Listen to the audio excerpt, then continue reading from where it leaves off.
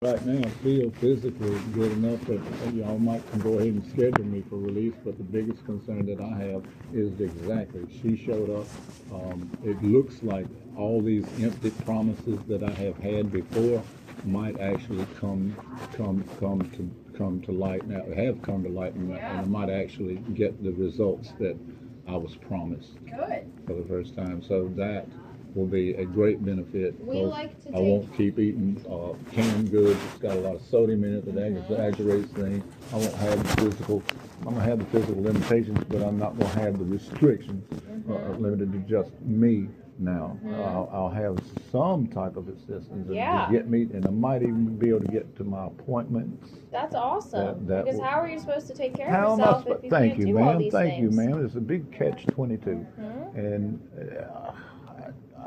I'm powerless to really understand it all, and then what even begin to do about it. Well, now we're So going to I give you get the kind of resources so you overwhelmed, have some and power. it sure sounds like it. That Miss Keisha is she sounds like a asset Yeah. to me. So I'm going to try to keep her and not make her mad. I'm going to take some listenings and stuff to you because I didn't listen to you and everything this morning, okay? Yeah, a lot of people ain't listening to me. I've been that's changing. Deep breath. And I notice now, when I take a deep breath, I don't have that sharp pain anymore in my lungs. You got all that fluid off, that's why. Deep breath. Well, it does feel like it because I can't, when I pull my sock down, there's not this ridge of where it was compressing. I bet it was probably tight. It was. Another deep breath. I'm going to give you 2 more. And out. 1 more. And out. And the last one. That was all that lady last time. I think it was the last time I was here. And she said, "Plus, you caught pneumonia." I said, I what? I caught pneumonia? I said, "I know we was in a race." I said, "I'll tell you what. How the hell would I didn't have it when I got here. So how I caught pneumonia?" Pneumonia, I say there's 2 ways. The hospital's an icky place and germs fly around. And the second thing is you're cooped up in a room, you're not walking a ton, you're not deep breathing at all, so your lungs, the tiny little cells in your lungs stick together and then they sure were. Pneumonia. And I could tell there was a mucus that I've never really seen had before, and I could just picture this membrane separating the lungs where the air's trying to pass through my lung to get to the blood cells in the first place, and it just wasn't happening. And that's why I was panting and breathing. I was like, I'm breathing, but I'm not getting any air. And my friends, I still have people to come see me, but it's not regular. It's when they feel like a visit, and so it might be 2 weeks before I see anybody. I just sit there in the room, and I'm not bored. I'm doing things I've been wanting to do for 1,000 times. I'm a picture person, and I'm very interested in learning. And I've watched just about everything there is on YouTube, educational, and I'm always looking stuff up. And the clock just spins, ma'am. It spins like a top. I wake up about every morning about 6 or 6:30. Are you having any belly pain? No. Squeeze my hands. Have not. Good. I mean, I got a pretty good squeezer. Good. So your swelling's completely gone. I believe it is. Yes, it is. And if it is there, it's with a visible.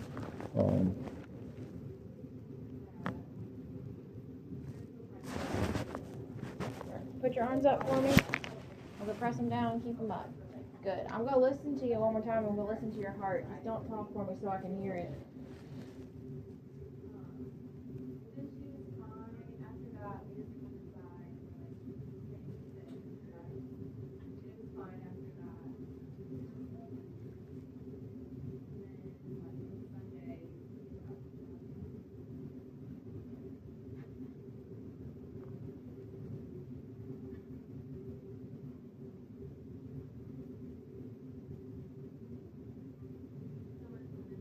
Okay.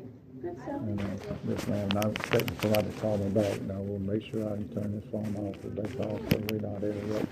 Yeah, don't call me. No, I mean this is on a personal level. Oh, okay. Yeah. not us, somebody else?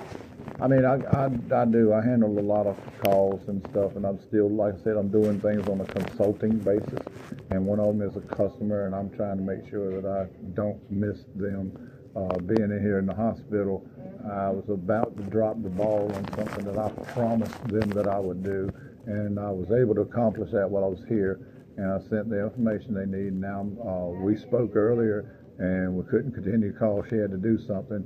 She said she's going to call me right back, and I'm waiting on that call so I can answer eagerly and not make her wait again. What consulting do you do?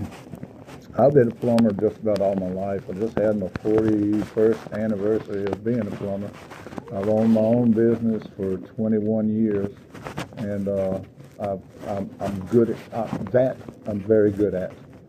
Not much else, man, as it turns out, not much else. But that I'm good at and excel, and my customer comes first, period. And unfortunately, a lot of times came before my family. And that's regrettable. I didn't know. I was always, we will later. We will later. When we can't this weekend, we will. And it just never happened. And I was married to my job, and I just didn't realize it. But that being that, I was fairly popular. I got like a 99% customer retention rate. And they call me for things. So now I try to do all the consulting that I can, and I do charge for that. And it is a little bit of income, but it's not nearly enough to pay the bills and keep me fed and satisfied. So it's spread very thin. And it's mostly spent on groceries. I live right next to a hair teeter, and good grief, you just practically have to finance the groceries come out of that place. I know hair teeter's expensive. Food Lion, I think. Well, Food Lion's not close to me. I got that little scooter, and it's got a limited range on what it can travel, that it can make it back. I have gone to Franklin Street on it before, but I had to carry my charger with me, and I had to wait. I found somebody who was nice at the store who let me charge my little scooter, but it takes 3 hours to charge it. And then it's downhill the whole way back from Franklin, so that wasn't, I didn't even think of that. Maybe I didn't need to charge it up that much, but yes, no, I'm just limited to it. And I love my little scooter. I couldn't find one that I wanted, so I ended up building it. And this thing is perfect size, perfect for my needs, perfect in every way. I can ride it from the parking lot to the store. I was getting ready to make them put it in the ambulance this time, but I walked over to my girlfriend's house Friday.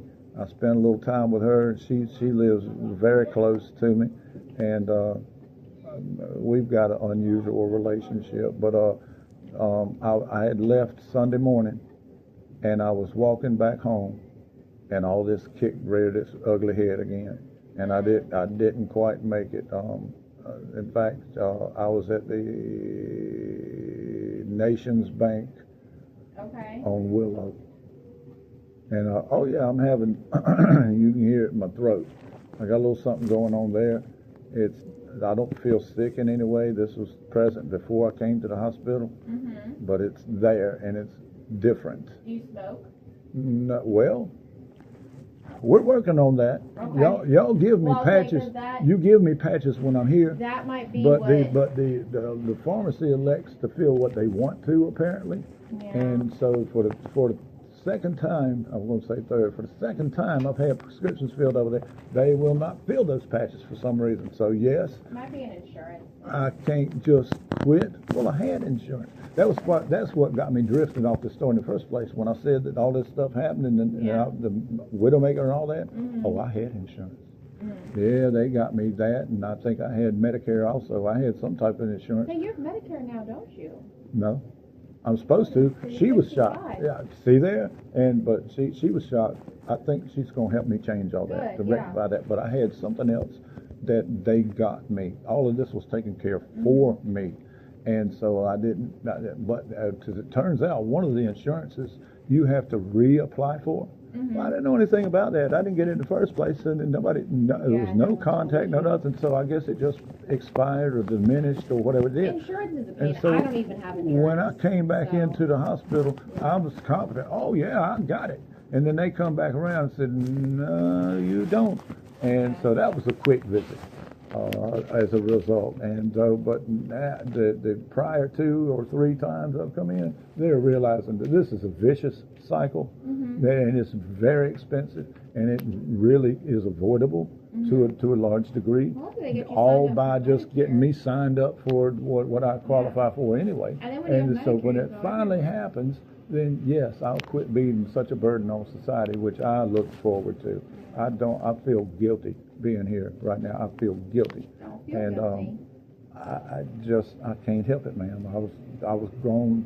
You don't accept these things. I've never needed charity. I've never needed things, and I had looked and really did not see this coming. You can look at it as charity, but you're 65. Well, you need Medicare, and you didn't have the resources you needed to take care of yourself at home. I weighed 203 pounds as a normal weight for me, 197, 2'3". I weigh 127 now. They just weighed me last night, 127 pounds. And so a strong wind will carry me down the road, I believe. Do you still have a wound on your bottom? It's never completely healed. Can I take a peek at it? Yeah. Yeah, sure. Do you have a dressing on it now? No, you'll see. How close? I don't think anybody's going to see it. We're in the back corner. I'm not bashful. But, all right, I'm going to put a little dressing on it. Just this right here. Yeah. And it is healing. Yeah. But there's a little, it does, and there's underlying, if I sit in one position, the right position, yeah, it hurts. I'm going to put the cushion thing on it, okay? Let me go grab the sticker cushion. Has it got stickers? Well. It's the Methylex. Do you know what it is? No, but I'll show it to sticker, you the first. glue, the stuff is so hard to wash off. It's not that. It's different. It's not the glue like on the patches that are on your chest and all that. I've had those a week after I left the hospital. I don't know. We'll see. I'm cracking whips over here too, and you see I'm having to squeeze it all in, so they don't have patience to listen to me as I normally speak. But I think it might just happen this time. God, I hope so. Look, there's work, and I ain't got to do none of it. I ain't got to do none of it. And then I got this list of stuff that I want to make sure that I remember to ask them about. So the cramping and blah, blah, blah, blah, blah. Most everything I've already talked about. I don't know what this is. I wish I'd have finished writing it out, but that's when somebody came in to talk to me. So, yeah, we'll see. And I don't know if she knows I'm recording or not. I think she suspects. She's a good old girl. I don't think we actually would get along that well in real life, but she's very good at hiding it. I'm very good at hiding it. Some of these fuckers are not. It clearly shows. And I have been blessed this visit that they pretty much ain't been working this shift, or my exposure has been very limited with them. And most everybody that I have come into contact with almost genuinely seems to care. So maybe it's going in the right direction. We'll see. We'll see. Come join me, won't you?